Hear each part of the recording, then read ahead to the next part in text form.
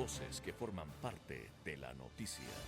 Ecuador ha vivido días oscuros, pero creo que la claridad está llegando de a poco. Estamos viendo una luz al final del túnel.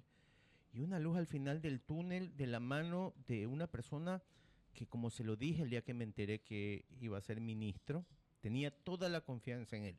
No solamente porque lo conozco de toda la vida, sino porque sé qué tipo de persona, lo recto, lo constante y lo ordenado que es. No lo demostró aquí como panelista muchas veces, hablando de temas de seguridad, por lo cual yo me sentí tranquilo. Estamos hablando del ministro de Defensa, Giancarlo Lofredo. Giancarlo, ministro, buenos días, ¿cómo está? Bienvenido a Así Amaneció. Buenos días, Guillermo, ¿cómo estás? Muchas gracias por invitarme al programa. Como ya te lo he dicho antes, aquí me siento como en casa siempre. Y le quiero mandar un saludo a todos los radioescuchas de Así Amaneció. Muchísimas gracias por esta deferencia de esta exclusiva. Antes de empezar con las preguntas, yo tengo una pregunta muy personal. ¿Qué se siente ser ministro de Defensa de unas Fuerzas Armadas que son los rockstar del Ecuador? En este momento creo que todo el Ecuador está unido a aupar a las Fuerzas Armadas. ¿Qué se siente? Mira, para mí es un gran orgullo estar al frente del Ministerio de Defensa teniendo unas Fuerzas Armadas como las Fuerzas Armadas del Ecuador. Son unas fuerzas que son, entre la región, son ejemplo de profesionalismo. La verdad me siento muy comprometido con ellos y siento una gran responsabilidad al estar de una u otra forma encabezando todo este proceso de la mano de las Fuerzas Armadas. Entremos ahora en materia, señor ministro. El gobierno ha declarado su intención de cambiar la situación de las cárceles, desde donde, como sabemos, se han dirigido durante mucho tiempo las operaciones narcocriminales. A esta hora, y como un anuncio importante, ¿cuántas y qué cárceles están bajo el control de las Fuerzas Armadas en el país? Bueno, al momento no estamos en todos los CPLs, estamos en los más conflictivos solamente, son alrededor de 10. Con presencia permanente estamos en 10, tenemos otros en donde hacemos intervenciones para hacer lo que es control de armas, explosivos y municiones, pero presencia permanente estamos en 10 CPLs. ¿Y cuántos uniformados aproximadamente de las Fuerzas Armadas específicamente están destinados para el control en las cárceles? El número exacto creo que es alrededor de unas 9.000 más o menos efectivos. Varía un poco porque cuando hacemos intervenciones tenemos grupos especiales que son los que intervienen, entonces esos grupos no están siempre siendo utilizados. Cuando se utilizan los grupos el número aumenta, pero con la presencia permanente son alrededor de 9.000 efectivos. Ahora, la gente nota el cambio y la percepción de seguridad es evidente. Sin embargo, sí hay preocupación por el hecho de que las declaraciones del propio presidente Daniel Noboa en función del trabajo del SNAI no son las mejores. Y una vez que el estado de excepción termine o que se vayan cumpliendo los días previos a eso, ¿cómo va a realizar el gobierno el trabajo complementario a través de Fuerzas Armadas hacia el SNAI? Hay un poco de duda todavía en torno a qué ocurrirá después y si este panorama, esta sensación, esta percepción va a cambiar radicalmente. Bueno, el plan es que el SNAI se fortalezca. Por eso a cargo del SNAI hemos puesto un general que es un héroe de guerra y que viene de una tradición familiar de héroes de guerra, el general Santumbide, al quien le mando un saludo.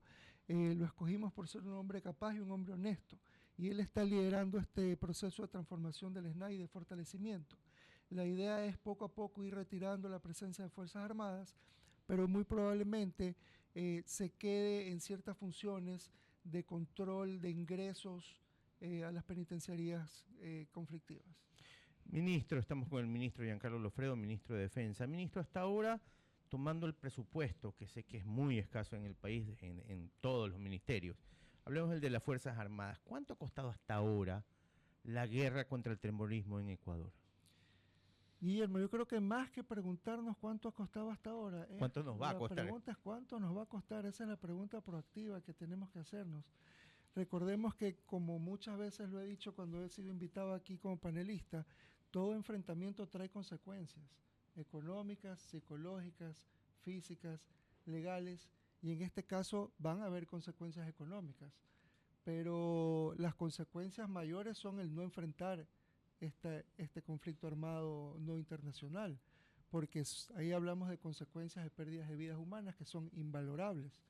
Definitivamente va a haber un costo y por eso es muy necesario que cualquier medida que quiera adoptar el presidente, como ciudadanos estemos listos a adoptarlas, porque va a haber un costo, el costo de logística, de movilización, de sostenimiento de un conflicto armado es grande. Señor ministro, a propósito de lo que estamos conversando y de los apoyos internacionales, empecemos a desmenuzar un poco el asunto. Se ha visto la mano de diversos países, algunos con más fuerza, otros con menos. Empecemos por Estados Unidos. ¿Cómo consideran ustedes el aporte que ha dado hasta ahora a ese país y sobre todo en qué aspectos específicos se ha podido evidenciar? Bueno, con Estados Unidos tenemos muchos acuerdos de entendimiento.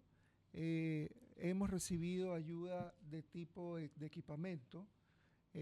Recibimos mucha colaboración en temas de capacitación, en trabajos conjuntos de inteligencia, en el compartir la inteligencia. Recordemos que cuando estamos hablando de combatir el crimen organizado transnacional, es muy importante el compartir inteligencia con todos los países que se ven involucrados en esta cadena de crimen. Entre esos no solo Estados Unidos, sino nuestros países vecinos como Perú y Colombia. Y estamos teniendo con todos ellos muchos entendimientos y colaboración para poder tener una actuación más eficaz frente a este mal que azota toda una región.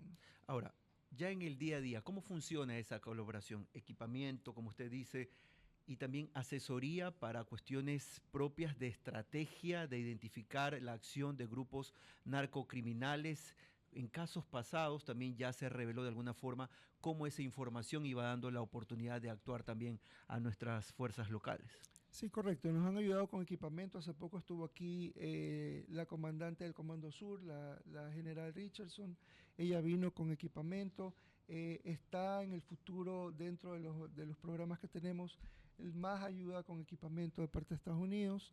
Y como bien dices, la colaboración en temas de inteligencia es algo que se viene realizando y vamos a seguir realizando con eso. ¿Eso ya se evalúa como un cambio o es un poco el prolongar lo que se hacía antes? Es decir, el panorama anterior, y queremos que usted nos los diga porque usted está ahora al frente, ¿era totalmente nulo y ahora estamos viendo una evidencia del trabajo o realmente es una continuidad que antes no se conocía?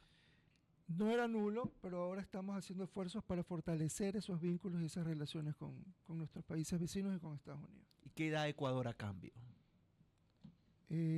¿O es solamente altruismo puro de Estados Unidos? Porque a veces no podríamos pensar que es así. ¿Qué puede dar Ecuador a cambio al mundo que este combate contra el narcotráfico, el terrorismo y el crimen organizado transnacional que afecta a todo el mundo, no solamente al Ecuador?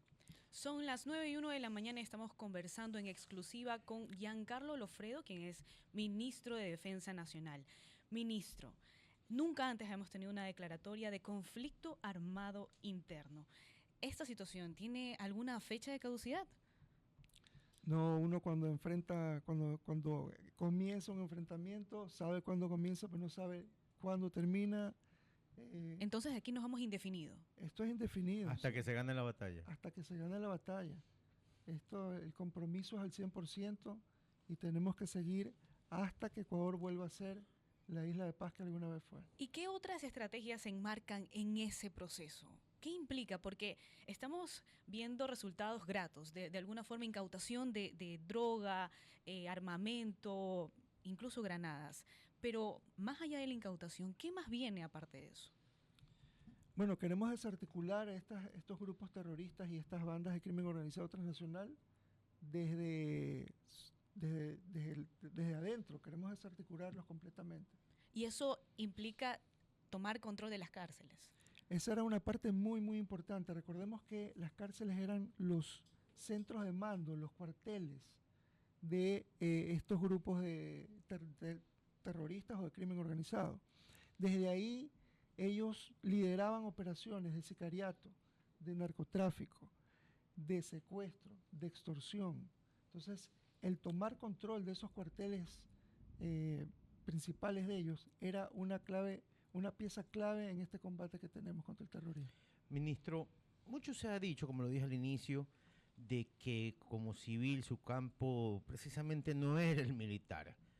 Usted se ha encontrado con, gracias a Dios, unas Fuerzas Armadas que la gente en verdad está todos los días como cheerleaders tratando de que cada día les vaya mejor. Pero ¿qué le puede decir a la gente al respecto de esa supuesta falta de experiencia que usted tenía? Bueno, lo que muchos consideraron una desventaja, yo lo considero una gran fortaleza. El ser civil me permite a mí estar del lado de la ciudadanía, el conocer de primera mano los problemas que tiene el ciudadano común. Yo transito las mismas calles, siento la misma inseguridad y tengo la misma preocupación que todos tienen por sus seres queridos. Y esto me lleva a mí a tener un compromiso aún más grande. También me ha permitido tener un liderazgo un poco diferente, más comunicativo, más de dos vías con el mando militar, y ha permitido el lograr que formemos el bloque de seguridad, estando un civil a la cabeza del Ministerio de Defensa y una civil a la cabeza del Ministerio del Interior. Hemos logrado que las dos fuerzas, tanto policía como militares, hagan sus egos a un lado y cualquier competitividad que hubiera habido antes quedó a un lado por esta nueva meta que tenemos, que es de ganar esta batalla contra el crimen. La conformación del bloque de seguridad es lo que se ha logrado teniendo a dos civiles al mando de estas carteras. ¿Usted puede comparar, esta es una pregunta que acabo de pensarla, que vivimos un Colombia de los 80 y 90? Vivíamos. Ya no. Ya no. Qué buena respuesta. El señor ministro de Defensa Nacional, Giancarlo Lofredo, está con nosotros ahora mismo aquí en Así Amaneció por Radio City. Señor ministro, ¿podría explicarnos con mayor detalle cómo se está ejecutando el Plan Fénix? Porque también persisten algunas críticas en torno a los resultados que se han podido presentar. Una vez que ha sido declarado el conflicto armado interno, no internacional, vale aclarar, ¿cómo podemos entender el Plan Fénix? Bueno, el Plan Fénix es un plan que tiene varios ejes, ¿no? Tiene varias aristas. Si se quiere, hasta multidominio se puede decir que es el Plan Fénix. Trabaja sobre prevención, control, persecución, rehabilitación y resarcimiento del crimen, que son las cosas en las que se debe de trabajar para lograr disminuir el índice delincuencial en cualquier país. Dentro del área de control, que es donde están los organismos como Fuerzas Armadas y Policía, tiene sus hitos de los cuales ya habló el presidente en campaña. Está el control de fronteras, está la toma del control de las cárceles, está el tema del control marítimo, de puertos, el control de los ejes viales. Todas estas son operaciones que ya empezábamos a realizar antes de la declaratoria del conflicto armado. La presencia en ejes viales de Fuerzas Armadas ya se evidenciaba, el control de ciertos territorios y la presencia del bloque de seguridad en Durán, en la provincia del Oro, ya eran cosas que se venían realizando. Todos estos son operativos que si se quiere se pueden llamar que son operaciones Fénix, que están dando el teatro de preámbulo para el Plan Fénix, que ya está en marcha y que está dando sus resultados. Ministro, ayer en la Asamblea se votó en contra de elevar el IVA, pero creo que al final el presidente de la República, de una manera muy astuta, va a terminar consiguiendo lo que el país necesita, no lo que él quiere. Esta es una gran diferencia, lo decíamos antes que usted llegue, de este presidente con otros presidentes. No es lo que ellos quieren, es lo que el país necesita. ¿Por qué es tan importante que se apruebe el alza del IVA? Usted que es el que tiene que manejar ese presupuesto que no hay. Precisamente por eso es lo que hablábamos al principio. No sabemos cuál va a ser el costo de esta guerra que estamos librando. Sabemos que va a ser un costo alto y no sabemos cuánto tiempo va a durar, y tenemos que ser capaces de sostener esta lucha en el tiempo. Porque lo que está en juego es la estabilidad de un país y la paz de sus ciudadanos. Ese es otro costo, el costo de los militares, de su vida per se, el suyo, porque también está expuesto. ¿Lo han amenazado? Sí, se puede saber. Mejor no toquemos ese tema. Okay. No es algo que me preocupe. Okay. Ministro, en Guayaquil se concentra mucha de la preocupación en torno a la materia de seguridad, y también en la zona 8, y usted lo sabe bien, donde el número de homicidios creció de una manera impresionante durante el 2023. Incluso esta zona 8 fue catalogada como una de las zonas más peligrosas del mundo.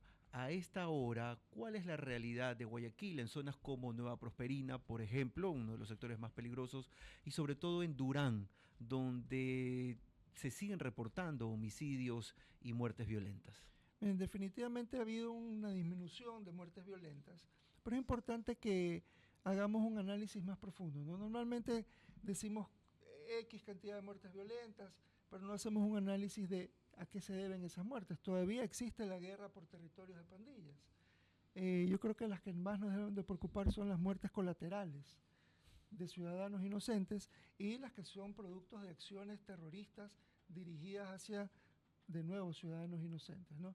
Porque también dentro de estas muertes violentas pueden estar el número de terroristas abatidos por las fuerzas del orden. Entonces pienso que son cifras que deberían de ser separadas y analizadas dentro del contexto cada uno. Ministro, usted está hablando de la inversión que es necesaria para estos esfuerzos y puede haber mucho despliegue en las cárceles y todo lo que está sucediendo. ¿Qué va a pasar cuando el SNAI todavía no es una entidad confiable y que no hace lo que debe de hacer? ¿Será que su trabajo quizás pase desapercibido por estas acciones, porque se mantiene esta entidad? Bueno, a mí no me gusta hacer... leña del árbol caído. No, decimos que en combate uno no debe asumir, porque cuando tú empiezas a asumir, esa especulación puede ser infinita. No especulemos sobre si el SNAI, yo confío en que el SNAI va a estar fortalecido, no puedo decir el tiempo exacto, pero hasta que eso suceda, definitivamente Fuerzas Armadas va a continuar con su presencia de una manera u otra, fortaleciendo la seguridad en los Se lo centros pregunto porque penitenciarios. ustedes están haciendo un trabajo que se aplaude, ¿no? Siguen sacando cosas, siguen incautando muchos bienes, pero pueden seguir entrando. Al momento no están entrando, lo que se incauta son de caletas que estaban ya... Bodegas. Bodegas, que estamos hablando de caletas que están encementadas. Hemos tenido que utilizar no solamente fuentes humanas de inteligencia para lograr encontrarlas, sino equipos como radares de penetración para poder encontrar estas caletas. Wow. Y en ese sentido, hablando de las cárceles, ¿ya hay proyecto para continuar con estos dos instituciones que iban a levantar? Por supuesto que sí, las cárceles van porque van, una de máxima seguridad y otra de super máxima seguridad. Ministro, también se ve de los resultados, a propósito de lo que Priscila decía, que empiezan a caer miembros de los grupos de delincuencia organizada o narcoterroristas o terroristas propiamente como lo ha definido el gobierno, pero se sigue viendo como una línea base, es decir, chicos, por decirlo de alguna manera, que están incurriendo en estos delitos. La gente se pregunta también por los cabecillas, los líderes, los que están realmente arriba de las estructuras. ¿Cuándo podríamos ver resultados en ese sentido? Bueno, ya tenemos algunos líderes que han caído. Por citar algunos, tenemos alias El Mocho, alias Comandante, el Alacrán, que fue uno que cayó hace poco tiempo. Pero es muy importante también entender que dentro de estos centros penitenciarios, donde estaban líderes recluidos, pero que seguían actuando, hoy los hemos neutralizado. Y eso también cuenta como el objetivo de alto valor que hoy por hoy ya no pueden operar dentro de estas estructuras delincuenciales. Ministro, cuando se ven las cifras, que son alentadoras, hay un número grande, 5.000, 6.000, y hay uno más pequeño que dice terroristas. ¿Cuál es la diferencia? Porque a veces nuestros oyentes quisieran que todos esos fueran terroristas, y no ese número es considerable, pero no es el grande. ¿Cuál es la diferencia? Bueno, la diferencia radica en que nosotros no estamos judicializando a alguien simplemente por pertenecer Y a ahí una va de mi estas siguiente bandas. pregunta. Estamos judicializando la acción terrorista. Ok. Entonces eso es importante diferenciar. Correcto. No solamente porque alguien tenga un tatuaje o algo ya se lo va a jugar como terrorista. No, debe haber cometido una acción terrorista. Vamos al otro punto, que antes normalmente se lo hacíamos a los comandantes de la policía, al ministro del Interior. ¿Qué siente cuando la justicia deja salir a estos tipos que ustedes con tanto trabajo y esfuerzo agarran en las calles? Definitivamente no se siente bien, es un poco desalentador, pero confiamos en que este sea el momento en que el país entero se una, incluido todos los poderes del Estado, todas las funciones, porque solamente unidos vamos a poder vencer en esta guerra. Álvaro Uribe, yo se lo comenté fuera del micrófono hace algún tiempo, una de las cosas que usó para ganarle a los terroristas elevó el nivel que la ciudadanía quería que las Fuerzas Armadas y la policía, ¿se acuerda que se lo conté? Sintieran sobre ello. ¿Qué van a hacer para que la gente sepa lo que están haciendo ustedes? ¿Van a tener un plan de comunicación sobre el tema? Bueno, tenemos ya planes de comunicación. Guillermo, tú me podrás decir si estamos haciendo bien o no. ¿Sí? La comunicación no es mi fuerte. Pero tiene ahí un artista, un Messi que está trabajando con usted, que le está haciendo un muy buen trabajo también. Pero definitivamente la comunicación es muy importante porque sí necesitamos el apoyo de la ciudadanía. Los policías, los soldados, en realidad su retribución es una palmadita en la espalda, es un buen trabajo, es una felicitación. Y de eso viven, porque así se han formado. Entonces, ese cariño que les demuestra la ciudadanía cuando llegan a un barrio y son aplaudidos, o les dan de comida, agua, es muy, muy importante para mantener la moral en alto de nuestros soldados y policías. En esa línea, señor ministro, ¿qué tan difícil puede ser trabajar actualmente con miembros de fuerzas del orden que han sido cooptados también por bandas delictivas, por hay que decirlo así, o que están en casos de corrupción, que a veces son revelados? De esa manera se ha podido identificar problemas en específico. Hay provincias que usted lo conoce bien, como Los Ríos, donde la situación ha sido terrible, donde hemos visto a mucha gente de fuerzas del orden, incluso vinculadas a bandas criminales. ¿Cómo trabajar en esa línea para que no se complique el trabajo que se realiza en territorio por parte de las fuerzas del orden? Bueno, al momento no lo hemos visto como un obstáculo y los resultados hablan por sí solos, ¿no? Las operaciones se dan. Yo creo que a este llamado histórico, los que estaban en duda, pues han escogido estar del lado correcto de la historia. Y tenemos al momento un bloque de seguridad conformado por Fuerzas Armadas y Policía que está dando grandes resultados. Y los podemos ver a simple vista. Ministro, con base en esos resultados, justamente, ¿están preparándose para una respuesta de los grupos de delincuencia organizada? Siempre estamos preparados, no podemos nunca dormirnos en los laureles, no podemos pensar que ya no hay riesgo, ¿no? El nivel de riesgo continúa, tenemos que estar alertas, la ciudadanía tiene que estar también, estar alerta, tomar sus precauciones. Ahora se viene un feriado, ¿cuáles son las precauciones que tiene que tener la ciudadanía en estas fechas? Bueno, es muy importante que hagan caso, el decreto es claro, la gobernación, el Ministerio de Gobierno a través de sus intendencias ha dispuesto que sea quienes dan la aprobación para eventos masivos, ¿sí? Algunos eventos se harán, otros no se harán, dependiendo del nivel de riesgo específico de las provincias. Fuerzas Armadas y Policía va a emitir para cada evento específico en cada localidad un informe de inteligencia dando el nivel de riesgo y se darán los eventos siempre y cuando se tengan las seguridades adecuadas. Ministro, voy a abusar de sus conocimientos. ¿Qué le recomienda a la gente este fin de semana justamente para el feriado? Usted es un hombre de seguridad y siempre nos da aquí los mejores consejos. Sí, que sigan las instrucciones de las autoridades y que disfruten el feriado. Nosotros vamos a estar vigilantes. Se está lanzando un mensaje de paz y tranquilidad, casi de normalidad en medio de lo que estamos viviendo. ¿Ese es el mensaje que el gobierno intenta también colocar en la ciudadanía?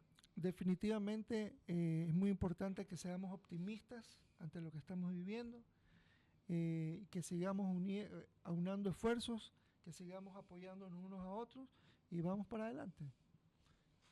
Ha sido el ministro de Defensa Nacional, Giancarlo Loffredo, a quien agradecemos por participar durante este extenso conversatorio aquí en Radio City, aquí en Así Amaneció. Por primera vez el ministro Loffredo dando algunos detalles importantes de lo que ha significado el accionar de las fuerzas del orden, sobre todo luego de la declaratoria del 9 de enero y los planes que vienen a futuro. Ministro, si a usted le va bien, a nosotros nos va bien. Siempre se lo decimos a todos los funcionarios públicos. Sobre todo que usted, como lo dijo al principio, es de esta casa, con más cariño le queremos decir gracias por lo que está haciendo. Gracias por sacar a esta plaga, a esta lacra que está en la calle y poniéndola donde tiene que estar, en las cárceles. Guillermo, ¿puedo robarte un minutito de tiempo? Todo el suyo. Quiero mandarle un afectuoso saludo, un abrazo enorme a todos los policías y a todos los miembros de Fuerzas Armadas que están en las calles librando esta batalla. Que sepan que su ministro de Defensa los apoya y que el país entero está confiando en ellos y que sabemos que no nos van a defraudar. Gracias una vez más. Era el ministro de Defensa, Giancarlo Lofredo, aquí en Radio City, en Así Amaneció, en su primera entrevista en medios. Vuelvo a agradecer la deferencia.